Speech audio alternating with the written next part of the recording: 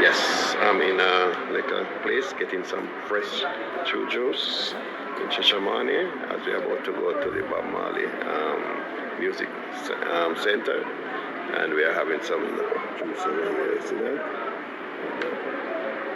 Juice over there. So we're enjoying it before we take Yeah, that's very nice juice. right, you know. So this place. My friend over here also. Yeah, man. Yes, there is a lot of history about. Yes, yes. Yeah, so let's go. We are right with the bridge. And this is Jamaica. This one go so drive share like. Yeah. Please do subscribe. I want to go to the road of 20K. Please give me some subscription. You know? Yeah, man. Love. Jamaica Uncle is here, and I'm asking my friend again. My friend Chris, if he been to the US sometime, because he's from the US Virgin Island, and he was giving me a history, and I would like to hear the history that he was giving me about growing up. Yes, so I was saying that in the Virgin Islands when I was growing up, basically everybody knew your mother, your father, your uncle, you know, your cousin, everybody. They knew everybody in your family. So if you did anything wrong, when you weren't like under the, you know, the view of your family members who could punish you, they could punish you because all they had to say was, I'm gonna tell your mother. Exactly. I'm gonna tell your father. So if you said anything back to them, you know, like, you know, to get some kind of attitude with them, it was over. You know, you knew you was gonna get licks. Exactly. So in America, I noticed that people have like just like boundaries. Exactly. Where in a community where you've seen a little boy grow up from since he was born till he's 18 years old, and you've seen all the things that he's doing, and you can't say nothing to him, you know, to correct him in his lifestyle because he's gonna say the opposite. Right? He's gonna threaten you that he's gonna tell his mother and his father as if his mother and his father is gonna do something to you for correcting him for doing wrong. Exactly. So he threatens you in that other opposite in which you feel scared to correct him about his, you know, trifling behavior in a sense. Right. So that's the difference between growing up in the U.S. Virgin Islands as a U.S. citizen and then traveling back and forth to the U.S. and seeing how they live their lives up there. It's kind of a, you know, surprise, you know? Yes. It's the total opposite. Yes. You know? It makes you begin to like really understand that you were blessed to grow up in a small island with the same privileges as the U.S. citizens. Right. So it's like you got the best of both worlds, you know? Yeah, the best. You're the best, man. So, thank you, Ja. Rastafari. Yes. What really take you to Africa? Well, for one, I'm a late bloomer. You know, Jesus has a lot of parables in the Bible, right? Yes. And one of which is about a gardener who has a sack full of seeds. And some seeds fall out on the road, they get trampled and the birds eat them, right? But this parable basically is to describe how people grow up and are born into different families, some rich, some poor, some, you know, in the ghetto, some in the you know, middle class, let's say. And some of these things can make it so that you grow up around people that are not necessarily your friends and are leading you astray in a lot of ways. So the seeds who land on solid ground are those seeds that, in my opinion, they grew up in environments where they had the whole village as their parents, as opposed to just their mother and their father or their immediate family members. That to me is the mark of somebody who understands true wisdom can come from anywhere.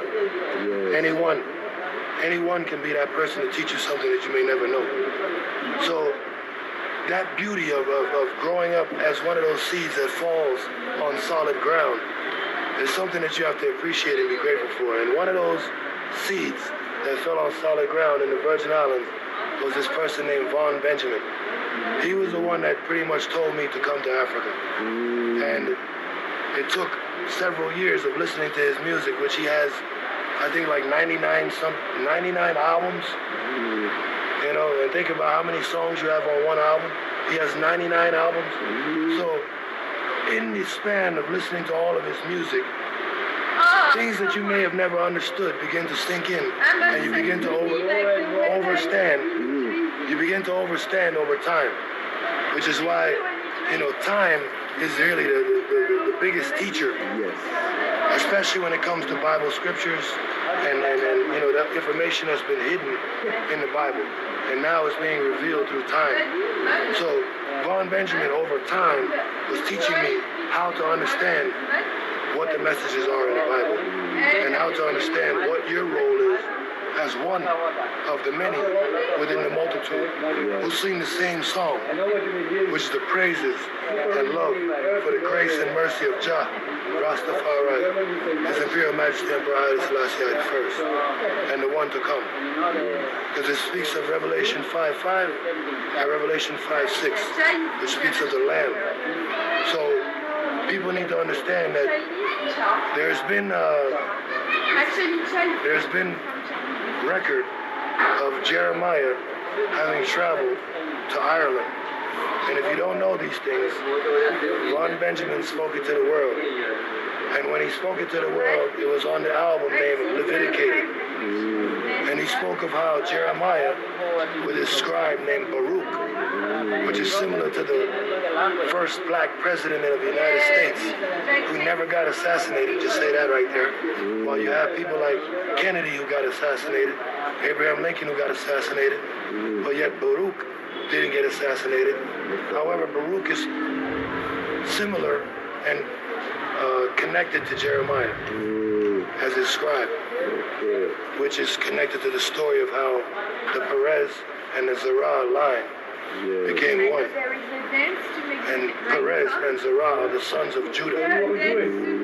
So this is how England, holding the staff of authority, which was prophesied to Abraham by the Melchizedek, who met him after the great slaughter. Right? He told him that the staff shall never depart from Judah. So for those out there who say they're disciples of Jah, piece together that part of the puzzle. How does Christ come out of Babylon? And how does he wear many crowns? Who wore those many crowns first?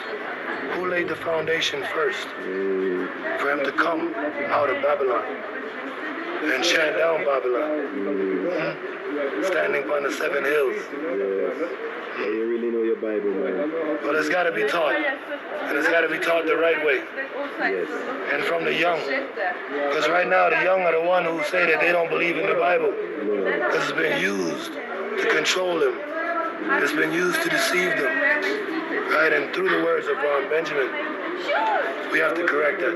But we can't be mad at them for, having these thoughts. I mean, it's true. It was used to deceive them. It was used to control them. But it's not lies. Everything is being substantiated through secular knowledge. And these are the words of Haile Selassie. He knew this. That's why he spoke it in English in his garden, which we're going to right now. Yeah, that's where we're going right now. And it's called Dubbin Jah Garden. It's the first annual one, so obviously there's going to be some mistakes and things.